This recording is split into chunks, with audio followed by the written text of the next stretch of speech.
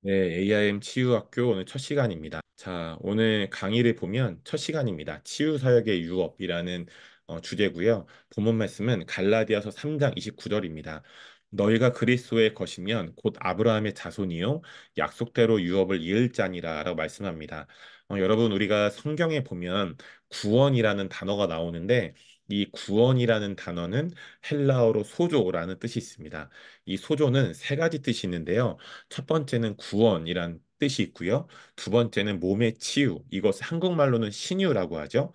또 세 번째는 귀신의 압제에서 자유케 됨, 이것을 이제 자유케 된다라고 하죠. 특별히 귀신의 이제 억압과 눌림에서. 자, 이 세 가지 뜻이 있는데요. 하나하나 보도록 하겠습니다. 첫 번째 뜻은 구원이라는 뜻인데요. 사도행전 4장 12절을 보면 다른 이로서는 구원을 받을 수 없나니 오직 예수님이 구원의 그 통로이시죠. 오직 예수님만이 다른 이로서는 구원을 받을 수 없나니 천하 사람 중에 구원을 받을 만한 다른 이름을 우리에게 주신 일이 없음이라 하였더라라고 말씀합니다. 네, 예수님밖에는 구원이 없죠. 또 천하 사람 중에 구원을 받을 만한 다른 이름을 우리에게 그리스도의 몸된 교회에게 주신 일이 없습니다.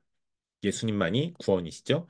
로마서 15장 9절을 보면 네가 만일 네 입으로 예수를 주로 시인하며 또 하나님께서 그를 죽은 자 가운데서 살리신 것을 네 마음에 믿으면 구원을 받으리라 말씀합니다. 사도행전 12장의 구원, 또 로마서 10장 9절의 구원이 헬라어로 소조입니다. 소조.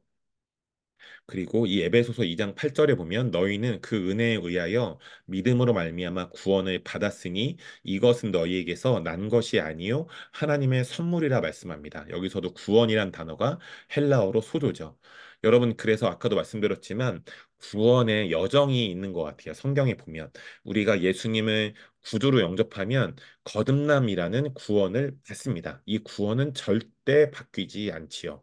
그러나 그 거듭남을 시작으로 모든 믿는 자들에게 예수님을 닮아가는 성화라는 구원의 여정이 진행되고 있습니다. 그래서 저와 여러분 이 치유학교에 함께 하시고 이 강의를 보시는 모든 분들이 거듭남의 구원을 이미 받았죠. 그리고 우리는 그 거듭남의 구원을 받은 날부터 계속 성화, 예수님을 닮아가는 성화의 구원의 여정이 계속 진행되고 있습니다. 여러분, 그래서 이 치유학교가 여러분에게 이 두 번째, 세 번째, 몸의 치유와 귀신의 압제에서 자유케 됨을 풀어드리고 이것들을 어떻게 하는지 가르쳐 드리는 학교가 되면 좋겠고요.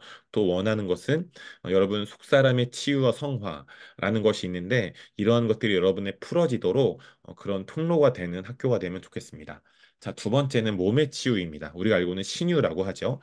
마태복음 9장 22절에 보면 예수께서 돌이켜 그를 보시며 이르시되 따라 안심하라 네 믿음이 너를 구원하였다 하시니 여자가 그 즉시 구원을 받으니라. 여기서 보면 이 구원이라는 단어가 문맥으로 보면 거듭남이 아니라 몸의 치유를 얘기하죠. 몸의 치유. 자, 마가복음 6장 56절을 보면 우리가 알고 있는 그 이제 마가복음 말씀에 보면 아무데나 예수께서 들어가시는 지방이나 도시나 마을에서 병자를 시장에 두었는데 예수께 그의 옷가에라도 손을 대게 하시기를 간구하니 손을 대는 자는 근데 손을 대는 자들이 누구죠? 바로 병자들, 아픈 자들이에요. 다 성함을 얻느니라 말씀합니다. 근데 여기서는 구원이란 단어가 나오지 않아요. 근데 여기 보시면 맨 마지막 구절의 단어에 얻느니라라는 단어가 나오죠. 얻느니라. 근데 성함을 얻는다. 다른 말로 몸의 치유, 신유를 얻게 되었다라는 것이죠. 그래서 이 헬라어로 소도라는 단어가 이 마가복음 6장 56절에는 성함을 얻느니라 신유라고 번역되어 있습니다. 또 마가복음 10장 52절을 보면 이게 맹인 바디메오가 예수님으로부터 치유받는 이제 몸이 치유되는 장면인데요. 예수께서 이르시되 가라 네 믿음이 너를 구원하였느니라 하시니 이 구원은 뭘까요? 바로 헬라어로 소조입니다. 근데 여기서 구원은 거듭남이 아니라 네, 또 성화가 아니라 몸의 치유를 얘기하죠. 몸의 치유. 그 몸의 치유인 것이 그 뒤에 나오죠. 그가 곧 보게 돼요. 눈이 먼 사람이었는데 맹인이었는데 이 소조를 통해서 몸이 치유돼서 예수님을 통해 몸이 치유돼서 몸의 치유라는 이 소조의 역사가 이분에게 경험케 되고 풀어진 겁니다. 그래서 그가 곧 보게 되었고 그 결과로 예수를 길에서 따르니라 말씀하죠. 예수를 길에서 따르니라. 여러분 축복하는 건 이 AIM 치유학교를 통해 어, 여러분께서 저보다 더 놀라운 치유축사 사역자들이 되셔서 많은 이들을 주님께 돌아오게 하고 또 많은 이들이 예수를 따르게 하는 그런 통로들이 되시기를 축복합니다. 자, 세 번째는요, 귀신의 압제에서 자유케 됨입니다. 네. 이 누가복음 8장 36절 말씀을 보면 보세요. 귀신 들렸던 자가 어떻게 구원받았는지를 본 자들이 그들에게 이름해라고 하죠. 여기서의 구원은 거듭남과 성화도 아니고 신유도 아니고 귀신의 억압과 압제에서 자유케 되는 것을 얘기합니다. 문맥으로 본다면 그래서 이 누가복음 8장 36절의 구원이란 단어도 헬라어로 소조입니다. 자, 여러분, 그래서 우리는 예수님의 구주로 영접함으로써 구원받아 하나님 아버지께서 창세전에 계획하셨던 여러 가지 하나님 나라의 유업, 영적인 유산들이 있는데요. 그 중에 하나가 바로 이 치유축사 사역입니다.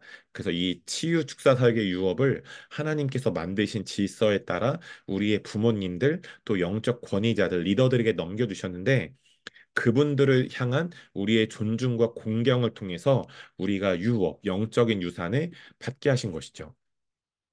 자, 여러분, 그래서 이 치유 사역, 이 치유 사역은 하나님 아버지께서 주시는 영적인 유산, 영적인 유업입니다. 자, 갈라디아서 4장 1절부터 8절을 보면 내가 또 말하노니 유업을 이을 자가 모든 것의 주인이나 어렸을 동안에는 종과 다름이 없어서 그 아버지가 정한 때까지 후견인과 청지기 아래 있나니라고 얘기하죠. 그러니까 어떤 아버지가 있는데 굉장히 부자예요. 근데 그 부자인 아버지가 자녀에게 유업, 유산을 물려줄 수 있는데 어렸을 동안에는 그 아버지가 정한 때까지 후견인과 청지기의 권위 아래 둔 거죠. 그럼 무슨 말이죠? 그 아들은 장성할 때까지 그 후견인과 청지기를 존중하고 공경하는 것을 배워야만 유산, 유업을 받을 수 있다는 것이에요. 이와 같이 우리도 어렸을 때 이 세상에 초등학문 아래에 있어서 종로로 타였더니 때가 참에 하나님이 그 아들을 보내사 예수님이시죠. 여자에게서 나게 하시고 율법 아래에 나게 하신 것은 율법 아래에 있는 자들을 속량하시고 우리로 아들의 명분을 얻게 하려 하십니다. 여러분 이 말씀이 우리에게 이루어졌죠? 보냄 받으신 아들 예수님을 통해 우리가 속량되었고 그 결과로 우리가 하나님의 아들, 하나님의 딸이라는 명분, 정체성을 얻게 되었습니다. 그럼 그 결과로 어떤 것들도 우리가 얻게 되었냐? 너희가 아들, 그러니까 이 아들이라는 단어는 남자만 얘기하는 게 아니라 하나님의 자녀를 얘기하는 거죠.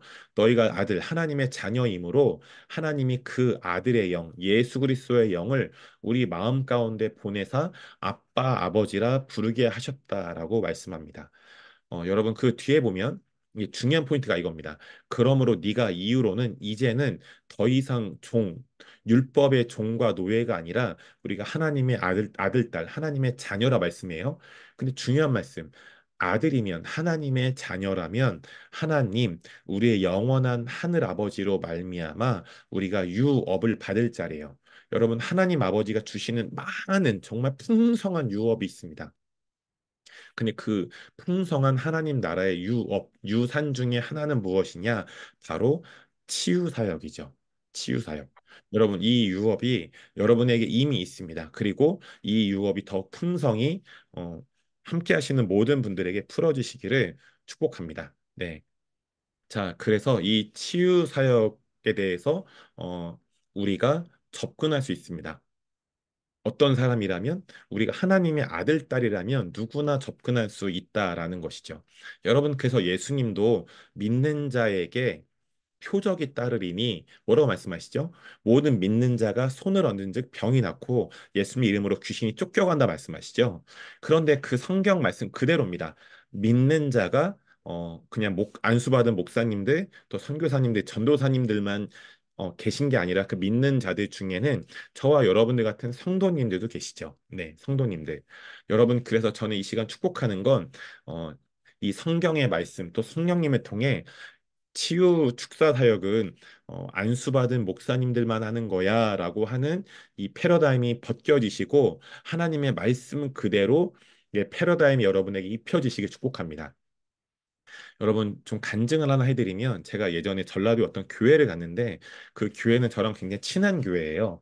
그래서 그 같이 이제 수련회를 했습니다. 그랬는데 제가 그 저녁 집회 강사였어요. 그 저를 너무 잘하셔서 저에게 말씀을 전하라고 해주시고 또 저녁 집회 때 말씀을 전하고 이제 치유 사역을 해드려야겠다라는 감동이 있는데 저는 그 교회 분들이 저를 굉장히 이뻐해 주시고 목사님 사모님 너무 이뻐해 주셔서 저를 너무 진짜 존중해 주시는 거죠. 그러니까 사실 이따가 말씀드리겠지만 여러분 우리가 주님이 우리를 존중하시듯이 우리도 다른 이들의 연약함과 부족함을 알지만 존중하고 공경한다면 더 풍성한 어떤 하나님 나라의 영광과 기적이 풀어질 수 있는 분위기가 형성됩니다.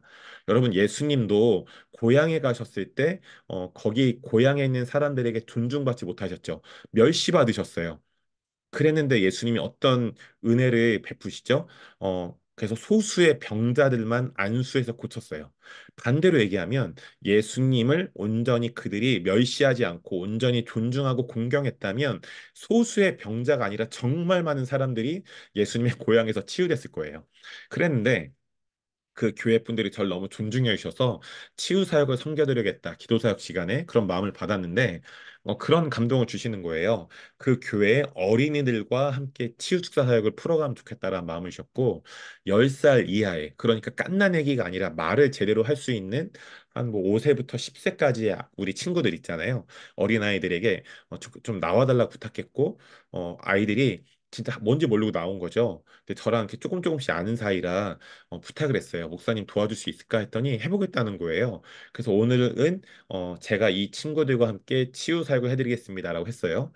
그래서 그 교회 분들 중에 몸이 아프신 분들 있으면 손을 들러 달라고 했는데 그 교회가 총 인원이 한 40분 정도 되거든요.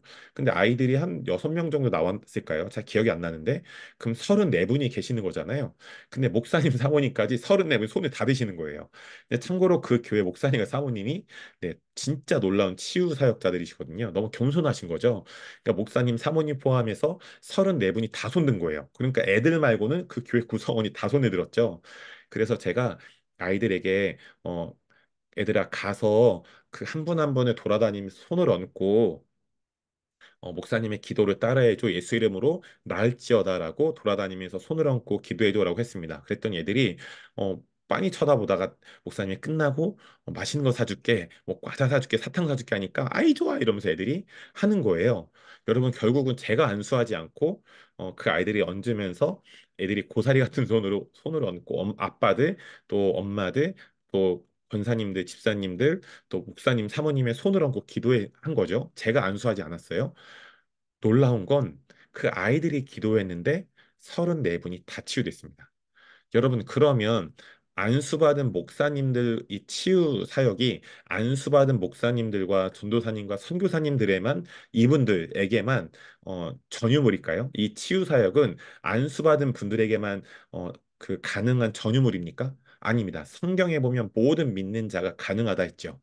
그리고 여러분, 우리가 이 치유 사역의 유업을 받고 이것을 풀어낼 수 있는 방법을 알고 또 이것을 풀어낼 수 있는 우리가 성숙한 내면을 또 이것들 풀어낼 수 있는 이 치유의 문화를 우리가 배우고 풀어낼 수 있다면 여러분 우리가 구하고 생각한 이상의 차고 넘치는 치유를 우리가 경험하고 풀어내게 될 것입니다.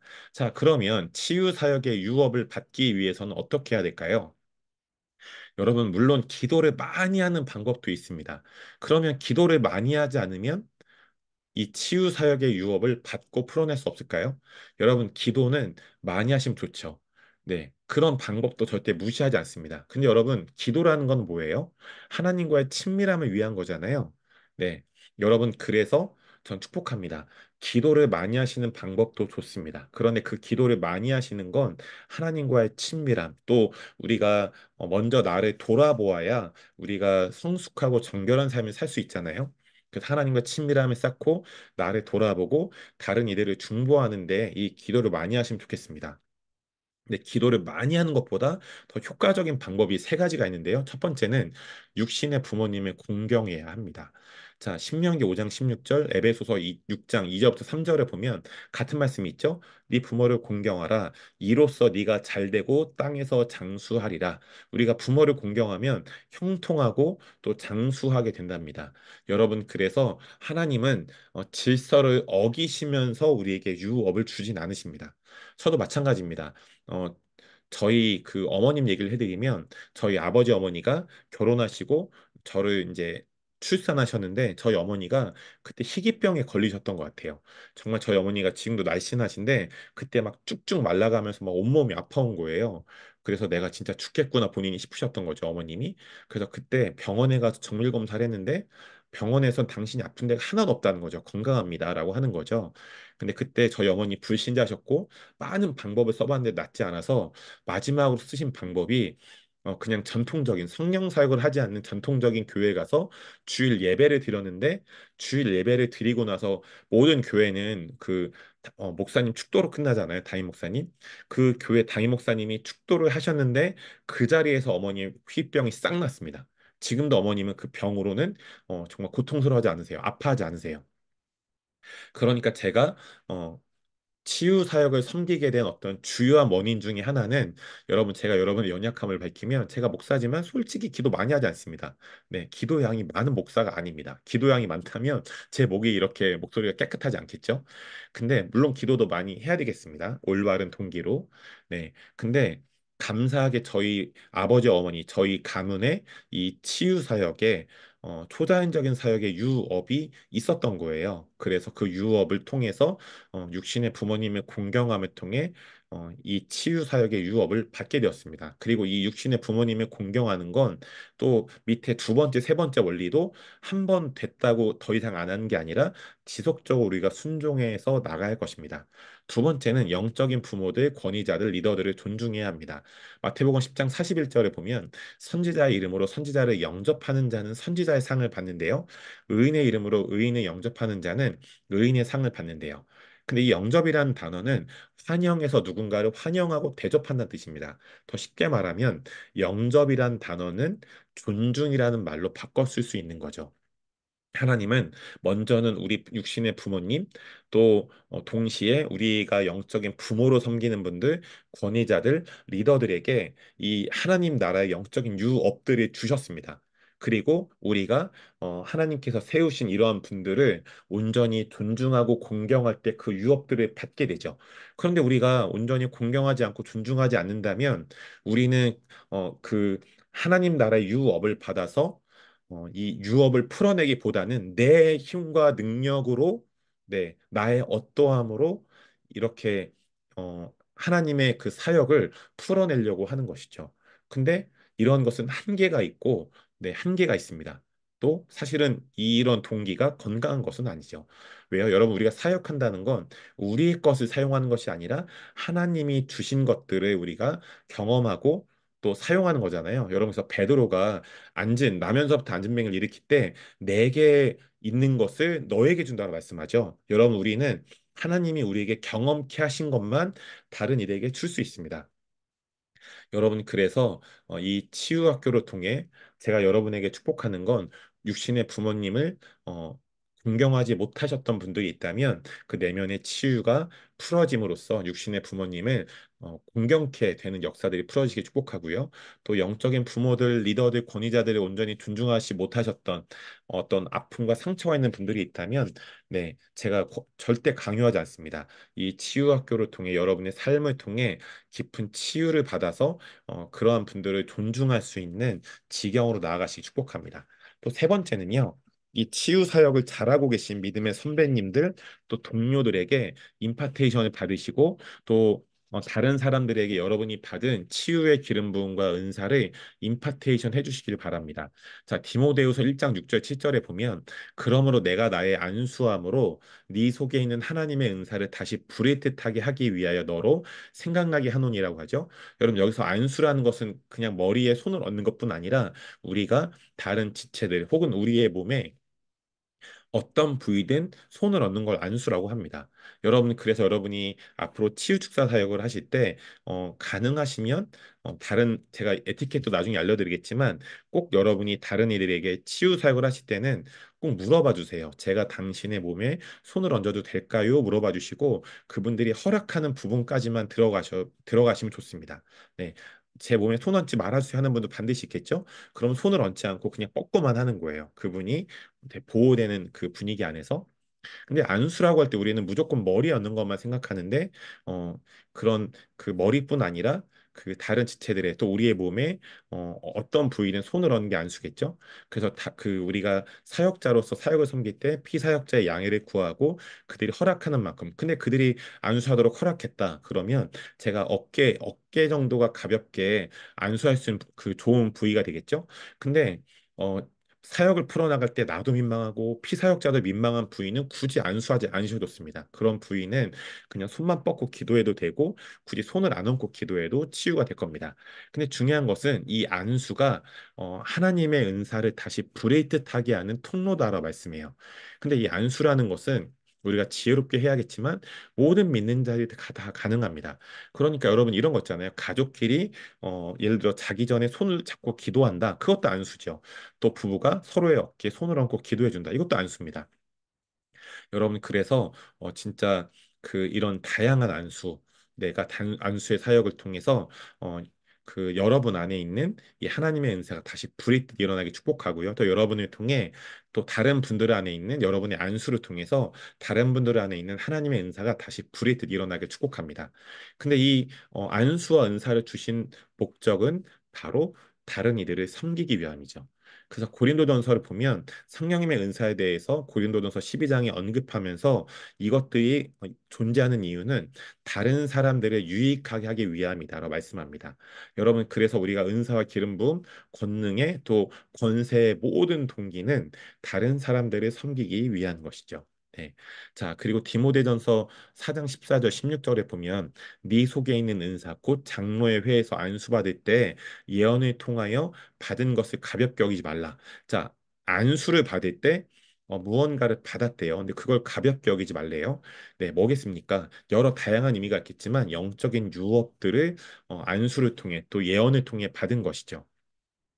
여러분 그래서 이 첫 번째 바울이 이 디모데전서 4장 14절 16절을 통해서 말씀하는 건 안수받을 때 예언을 통해 안수를 통해 받은 유업을 가볍게 여기지 말라. 두 번째 여러분 잘 보세요. 모든 일에 전심전력해서 그 전심전력 안에는 뭐가 있겠습니까? 우리 안에 미숙함을 성숙함으로 나아가도록 속사람의 치유와 성화가 풀어지는 거겠죠. 그 결과로 너의 성숙함을 모든 사람에게 나타나게 하라 말씀합니다.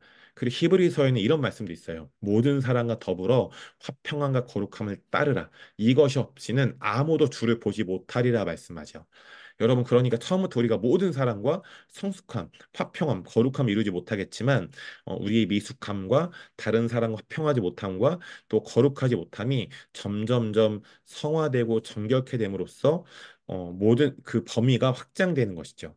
네, 여러분 그래서 난 아직 못하는데 난 포기해야지 이런 마음이 아니라 여러분 안에 계신 성령님이 또 우리 안에 계신 성령님이 포기하지 않는 사랑과 은혜를 부어주셔서 이것들이 우리의 어떤 의지로만 되는 것이 아니라 성령님의 섬세하시고 젠틀하신 이끄심으로 인도하심으로 어, 나아가시길 또 그 성령님의 인도하심에 순복하는 저와 여러분 되시길 축복합니다. 자, 그리고 로마서 1장 11절을 보면 내가 너희 보기를 간절히 원하는 것은 어떤 신령한 은사를 너희에게 나누어 주어 너희를 견고하게 하려 함이니라 말씀합니다. 여기 보면 바울이 로마 교인들을 간절히 보기 원한 이유가 있는데요. 여러 이유가 있겠지만 어, 이 말씀에 보면 신령한 은사를 로마 교인들에게 나누어 주어서 그 결과로 너희 로마 교회를 견고케 하기 원한다 말씀하죠. 여기서 여러분 나누어 준다란 단어가 영어 성경에 보면 임파트라고 나와 있습니다. 그래서 임파테이션이라는 게 뭐냐면 임파트의 명사형 그러니까 나누어 줌, 전수 이런 뜻입니다. 그래서 우리가 기도를 통해 우리의 삶과 교제와 여러 창조적인 방법들을 통해서 은사와 기름 부음을 또 이 유업을 나눠주는 것을 임파테이션이라고 합니다. 여러분 미국의 베델교회 빌 존스 목사님이 계신데요. 빌 존스 목사님이 어느 날 예배를 드리는데 교회에서 그런 보고를 받았대요. 여러분 그 교회 운동에 보면 비냐드라는 그 아주 그 치유와 예언으로 부흥했던 그런 네트워크가 있는데 그 비냐드 네트워크의 창시자가 존인버라는 목사님이세요. 그래서 이분이 치유 사역과 또 능력 전도에 대해서 좀 많은 강의와 가르침들을 풀어내셨던 이렇게 선구자신데 빌 존스 목사님이 이 존인버 목사님이 이미 천국에 가셨고요. 빌 존스 목사님이 어느 날 교회에서 그런 보고를 받습니다. 빌 목사님, 존인버 목사님의 손녀분이 우리 교회 예배드리러 왔대요라고 보고를 받아요. 그래서 빌 존스 목사님이 그 손녀를 존인버 목사님의 손녀를 만나러 갑니다. 근데 그 손녀분이 나이가 어떻게 되는지 제가 잘 기억이 안 나는데 빌 존스 목사님이 확실한 건 존인버 목사님의 손녀보다는 한참 연세가 많으신 거예요. 근데 빌 존스 목사님이 너무 겸손한 분이신 게 여러분 이러한 겸손과 존중의 그런 마음이 우리 모든 치유학교 학생들 또 이 강의를 보시는 모든 분들에게 임파테이션 되시기 축복합니다. 이 빌 존스 목사님이 존인버 목사님의 손녀보다 훨씬 연세가 많으신데 무엇을 요청했냐? 자매님, 당신의 할아버지는 이 치유 사역의 선구자였습니다. 그래서 제가 당신에게 원하는 것은 괜찮으시면 저에게 당신의 가문에 있는 그 치유 사역의 유업을 전수해 주시고 임파테이션 해줄 수 있나요? 라고 요청한 거죠. 그래서 빌존스 목사님 그 할아버지가 너무나 젊고 어린 존인버 목사님의 손녀에게 안수받고 이 존인버 목사님의 그 가문에 있는 그 교회에 있는 치유 사역의 유업을 임파테이션 받습니다. 여러분, 우리 한국 교회 기도라는 놀라운 유업이 있죠. 근데 우리는 이러한 좀 이렇게 패러다임이 있는 것 같아요. 기도를 많이 해야만 능력을 받는다. 여러분, 물론 맞겠죠. 근데 제가 아까 여기 보면 디모데후서 1장 6절, 7절의 말씀이 강의 한 2페이지에 있는데요. 디모데후서 1장 7절을 보면 하나님이 우리에게 주신 것은 두려워하는 마음이 아니요 오직 능력과 사랑과 절제하는 마음이래요. 여러분 이미 우리는 우리 안에 계신 성령님을 통해 능력이 주어져 있고 우리가 기도하면 더 옵니다. 그러니까 여러분 우리 안에 이미 능력이 있기 때문에 이미 주신 능력을 감사함으로 나아가고 또 우리가 다른 이들을 온전히 회복해 하기 위해서 이미 우리 안에 있는 능력에 감사하고 또 새로운 능력을 구할 때 주님은 더 주시죠. 근데 대개 우리는 우리 안에 능력이 이미 주어져 있다라는 것을 잘 믿지 않아요. 그러니까 우리 안에 능력이 없어. 나는 기도를 많이 해서 더 많이 해서 더 큰 능력을 받아야 돼. 라는 어떤 잘못된 부분으로 또 갈 수 있는 것이죠. 근데 여러분, 전 이런 원리로 말씀드리고 싶어요. 모든 믿는 자들의 몸에는 70%의 물이 있잖아요. 근데 우리가 지속적으로 물을 먹어야 건강, 강건함이라는 하나님의 뜻이 이루어집니다. 마찬가지로 하나님은 그분의 값없는 은혜로 우리에게 이미 능력, 치유를 풀어낼 수 있는 능력을 주셨어요. 그리고 하나님은 우리가 그 능력을 더 구할 때 더 주십니다. 여러분 성경에도 은혜 위에 은혜라는 그 더블 포션의 은혜가 있잖아요. 갑절의 은혜가 있잖아요. 여러분 그래서 능력은 이미 우리에게 주님의 은혜로 값없는 은혜로 주어져 있고 우리가 우리 자신을 유익하게 하기 위해서가 아니라 다른 이들을 살리고 섬기기 위해 우리가 더 구하면 주님은 능력 위에 능력으로 더 주십니다. 자, 오늘의 마지막 강의입니다. 자, 치유 사역을 진행할 때 5단계 순서로 진행하시면 좋은데요. 첫 번째 순서는 치유 사역을 위한 인터뷰하기입니다. 자, 그래서 치유 기도가 필요한 아픈 사람을 찾고 서로 모르는 사이라면 나를 소개한 뒤에 아는 사이라면 적절하게 인사하고 교제한 뒤에 그 사람을 위해서 치유 기도를 해도 되는지 물어봅니다. 여러분, 사역도 관계, 교제라는 것은 쌍방의 소통이 너무 중요하죠. 여러분, 그래서 어떤 사역에도 마찬가지겠지만, 이 치유 사역을 할 때도 내가 감동을 받았을지라도, 치유 사역을 해줘야겠다는 감동을 받았을지라도 상대방이 거절하면 불가능합니다. 그러나 그 피사역자가 오픈해주고 열어주는 권위만큼 우리가 갈 수 있는 거죠. 그래서 그 사람을 위해서 치유 기도를 해도 되는지 물어봅니다. 그럼 치유 기도를 해줘도 된다고 하면 질문을 통해 어떤 병인지를 체크합니다. 그리고 여러분 그런 부분도 필요해요. 이거를 숫자로 그 병을 체크해 볼 수 있는 건데요. 특별히 여러분 질병이라는 것은 되게 몸이 아픈 질병이 있고 이렇게 통증이 없는 질병이 있잖아요. 근데 특별히 여기서는 이 몸이 막 불편하고 아프고 고통스러운 질병의 경우에 이렇게 숫자로 체크해 보는 거예요. 기도해드리기 전에 치유기도 해드리기 전에 10부터 0까지 지금 현재 느끼는 고통을 숫자화 해보는 겁니다. 예를 들어서 어깨가 아프다. 그래서 박경록 목사에게 기도를 받는다. 그러면 인터뷰를 하는 거죠. 어디가 아프신가요? 어깨가 아파요. 그럼 지금 고통이 10부터 0까지 숫자를 매기신다면 얼마 정도 될까요? 라고 하는 거 묻는 거죠. 그럼 10은 가장 통증이 심할 때, 0은 완치가 됐을 때라고 한다면 이 어깨 통증이 10부터 0까지 몇일까요? 몇 정도 될까요? 라고 여쭤보는 거예요. 그럼 상대방이 피사역자 얘기를 해주겠죠? 그럼 두 번째, 진단과 기도 유형을 선택합니다. 특별히 이 몸의 치유는 세 가지의 어떤 그 원인이 있는데요. 첫 번째는 육체적인 것. 그러니까 몸이 진짜 아픈 거죠. 막 몸이 약해지고 또 어떤 몸이 한계를 뛰어넘어서 계속 사용되다 보니까 진짜 몸이 약해진 겁니다. 또 두 번째는 질병의 영이라는 악한 것에 의한 거고요. 세 번째는 어떤 죄의 요소가 있을 수 있습니다. 이 죄의 다섯 가지 요소를 말씀드리면 첫 번째, 불신과 교만 같은 감정과 태도의 죄들. 또 두 번째는 우리에게 쓴뿌리와 증오를 초래한 사람에게 우리가 지은 죄들인 거죠. 또 세 번째는 다른 사람들 우리에게 지은 죄. 예를 들면 충격이나 상처의 원인이 되는 육체적, 언어적, 감정적인 학대가 또 요소가 될 수 있고요. 네 번째는 우리 조상들의 죄, 이걸 세대적인 죄라고 하죠. 가계를 통해 내려오는 죄와 저주, 이고요. 다섯 번째는 우리가 우리 자신에게 지은 죄, 예를 들어서 자기 증오, 자기 판단, 자기 거절감, 열등감, 죄책감 등이 우리 자신에게 지은 죄입니다. 그럼 육체적인 것이 통로가 어떤 원인 됐다면 그 부분에서 기도해드리면 되고, 또 악한 영에 의한 것이라면 질병의 영을 쫓으며 몸은 치유가 됩니다. 근데 세 번째 속한 것은 정말 그 성숙함으로 그 죄를 막 지적하는 것이 아니라 성숙함으로 그 혹시 그런 부분이 해당되는 부분이 있는지를 여쭤봅니다. 여쭤보고 그것이 피사역자가 맞다고 하면 요청을 하는 거죠. 혹시 그 그 죄의 어떤 요소들을 회개해 주시고 그 죄의 통로가 되었던 그분들을 용서해 주실 수 있나요? 라고 정중하게 요청하는 겁니다. 네, 요청하는 거죠. 그러나 그분들이 원하지 않으신다면 그냥 몸에 대한 기도만 할 수 있는 거죠. 그러나 우리가 대화할 때 이것은 어떤 이분이 선택한 죄로 인해서 온 병일 수 있겠다라는 생각이 든다면 굉장한 세심함과 젠틀함으로 피사역자에게 접근해야겠습니다. 당신 이런 죄 선택했으니까 이런 병이 온 거예요. 라는 건 진짜 하나도 성숙하지 않은 거죠. 하나도 성숙하지 않은 거예요. 네. 근데 그렇게 지적하는 분도 결국 죄성이 있는 그 죄인이잖아요. 여러분 그래서 우리가 다른 분들에게 이 1번과 2번의 3번의 이 것을 진단할 때는 우리가 성숙함으로 또 젠틀함으로 존중하고 공경함으로 이렇게 나아가야 이렇게 선택하도록 해야겠습니다. 피사역자가 원하지 않으면 그냥 진짜 몸에 대해서만 기도할 수 있는 거죠. 제가 이 말씀을 왜 드리냐면 여러분 잠언에 보면요 시기는 뼈를 마르게 한다는 말씀이 있습니다.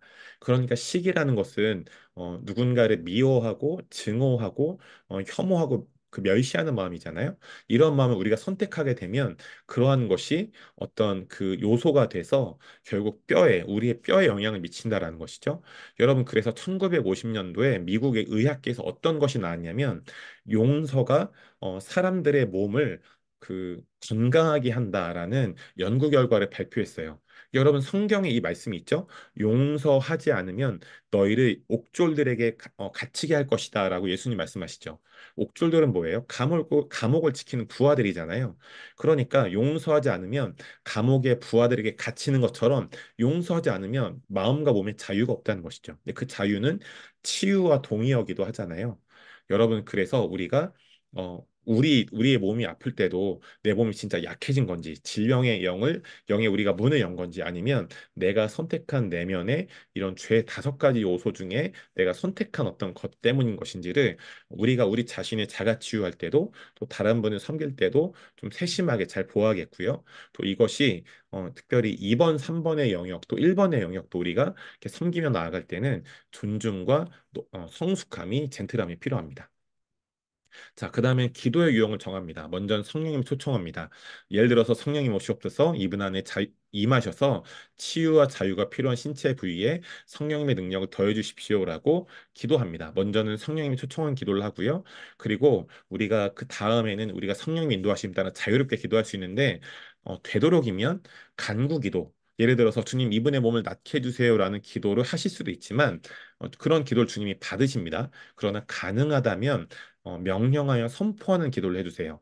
예수 이름 명하노니 이분의 몸은 깨끗하게 나을지어다. 이렇게요. 그러나 크게 하실 필요 없고 상대방이 놀라게 할 정도로 막 진짜 쩌렁쩌렁하게 하실 필요 없습니다. 왜냐하면 우리가 조용히 기도해도 예수님의 이름과 권세와 권능이 풀어지기 때문이죠. 자, 그리고 회개와 용서의 기도입니다. 특별히 위에 나온 죄에 그 죄의 5가지 요소를 처리할 때 사용할 수 있는 것이죠. 피사역자에게 우리가 사역자로서 정중하고 젠틀하게 권합니다. 근데 여기서 중요한 포인트. 이 회개와 용서를 한다는 건 그 사람이 잘못해서 하는 게 아니라 이런 거잖아요. 그 분이 또 우리도 회개와 용서를 할 수 있죠, 당연히. 그런 피사역자와 우리가 회개와 용서를 해야 되는 것은 우리가 잘못해서라기보다는 우리가 거짓에 동의해서 거짓의 문을 열었기 때문에 그것을 닫을 수 있는 어떤 권위도 우리에게 있기 때문입니다. 예를 들어서 제가 지금 강의 시작할 때 저희 집이 좀 추워서 잠바를 입었는데요. 계속 제가 강의하면서 더우니까 제가 잠바를 제 손으로 벗었죠.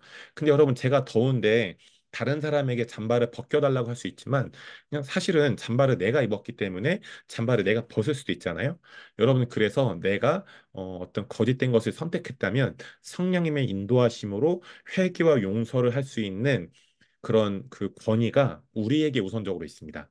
주님은 회개와 용서에 대한 그런 권위를 우리에게 주셨죠. 네, 그래서 여러분 우리가 잘못해서 회개와 용서를 하고 또 다른 이들에게 그렇게 재촉하기보다는 우리가 거짓을 선택했고 거짓의 문을 열었기 때문에 회개와 용서를 한다는 것이에요.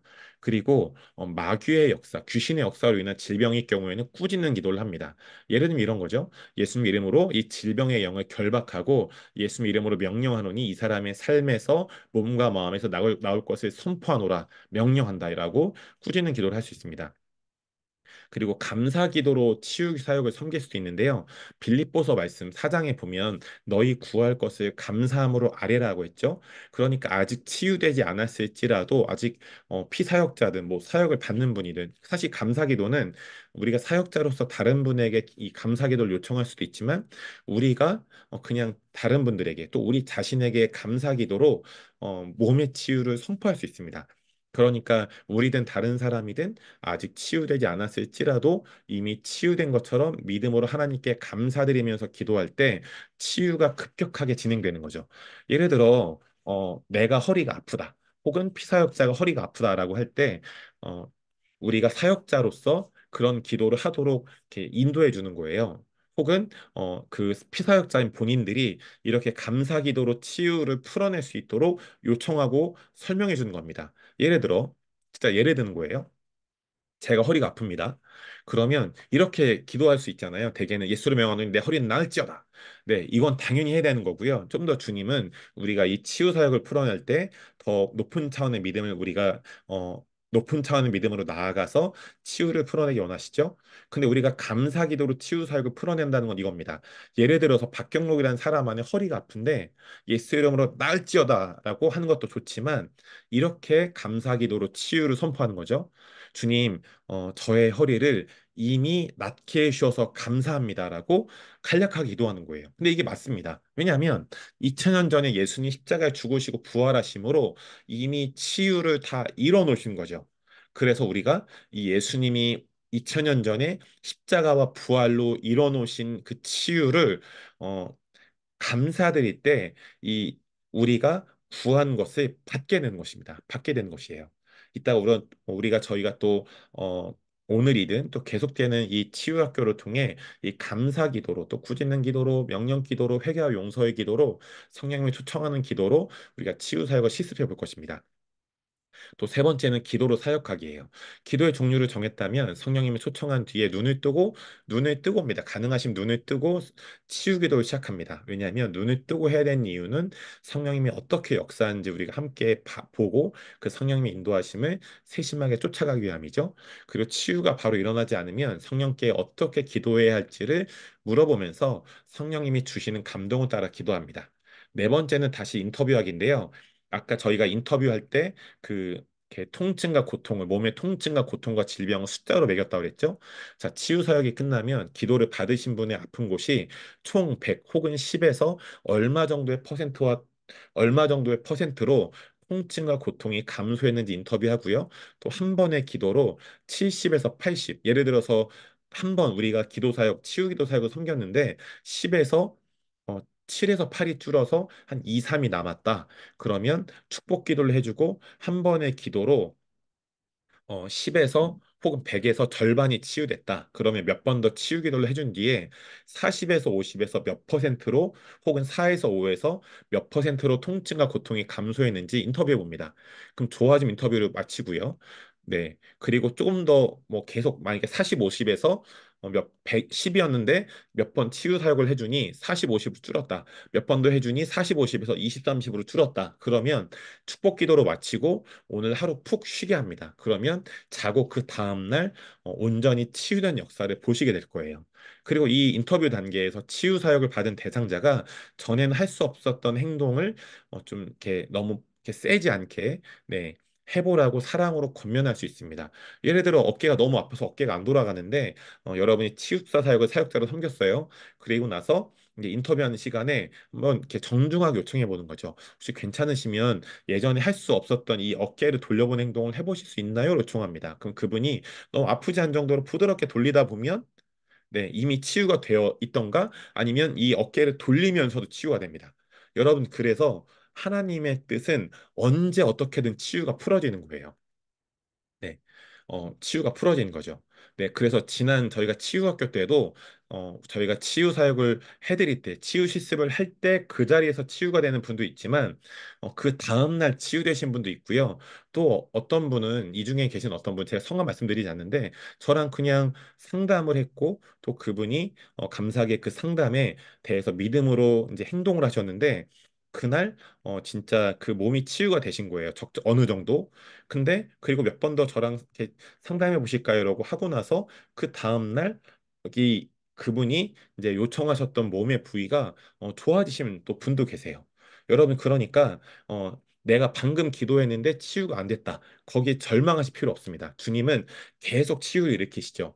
예수님도 눈이 먼 사람을 치우기도 했을 때는 몇 번의 기도가 필요했어요. 한 번에 낫지 않았다니까요. 근데 여러분 우리가 저도 그렇습니다만 치유 사역을 섬길 때 한 번에 주님이 낫게 하실 때도 있어요. 근데 그럴 때는 매우 적을 겁니다. 대개는 한 번의 기도로 한 번에 나을 수도 있지만 몇 번의 치유 사역을 통해서 점점점 좋아지시는 분들이 대개 일반적입니다. 여러분 그래서 내가 한 번 기도했는데 왜 나를 통해 치유가 되지 않는가? 나는 치유 사역자 자격이 없는가? 아닙니다. 여러분 주님이 우리를 사랑하는 것을 포기하지 않으시듯이 우리도 다른 이들을 이 치유 사역으로 섬기는 것을 포기하지 말아주시길 부탁드립니다. 자, 마지막으로는 사역 후 제안하는 것이죠. 이 치유 사역이 마치면 치유 사역을 받은 분들을 위해서 적절한 제안과 성경 말씀을 제공하며 치유 사역을 마칩니다. 예를 들면 너무 몸을 막 진짜 막 많이 써서 몸이 약해져서 이 원인이었다. 근데 치유가 됐다. 그러면 적절한 어떤 분량의 어떤 일들을 관계를 하시기를 부탁드립니다라고 적절한 제안을 할 수 있겠죠. 혹은 뭐 어떤 분은 진짜 뭐 누군가가 비워서 이 정중한 사역자의 정중한 요청, 회개와 용서 요청을 통해 회개와 용서를 하고 기도로 사역해드리니 치유가 되신 거예요. 그러면 적절하게 가능하시면 또 그분에 대한 믿음이 그분에 대한 미움이 들어오면 지속적으로 회개와 용서로 나아가시기를 축복합니다. 이렇게 적절한 제안을 드릴 수 있는 것이죠. 네. 그래서 이렇게 적절한 제안과 성경 말씀을 제공하면서 치유 사역을 마칩니다. 네, 여러분 저는 그런 권면도 해요. 혹시 그동안 이렇게 사역을 해드렸던 분인데 사역 끝나고 여쭤봅니다. 혹시 그동안 좀 운동을 열심히 하셨나요? 그러면 어떤 분들은 열심히 했어요. 그럼 열심히 계속 하시길 축복합니다. 식단 관리도 하시고요. 근데 어떤 분들은 안 했다고 그래요. 그러면 이 치유 사역은 몸의 건강을 위한 유일한 정답이 아닙니다. 여러분 이해가 되시죠? 우리가 치유 사역도 받아야겠지만 우리는 그 이상으로 우리가 우리의 영도 관리하고 혼도 관리하고 몸도 관리하겠죠. 우리가 청지기로서. 네, 그래서 이러한 것들을 잘 적용하도록 권면합니다. 그리고 치유받은 일을 감사함으로 간증하도록 제안하죠. 여러분, 그래서 우리가 이 치유학교를 통해 여러분의 삶을 통해 치유받으신 것들을 감사함으로 간증하는 건 나를 자랑하는 게 아니라 이 간증을 통해 간증을 들은 다른 분들에게도 치유가 풀어지기 위한 놀라운 플랫폼입니다. 여러분, 그래서 이 간증을 어, 이 치유 학교를 통해 특별히 간증의 문화, 내가 경험한 치유를 다른 이들에게 적절하게 감사함과 겸손함으로 간증하는 문화를 세워보시기를 축복합니다. 네. 자, 이렇게 오늘 강의를 마쳤습니다.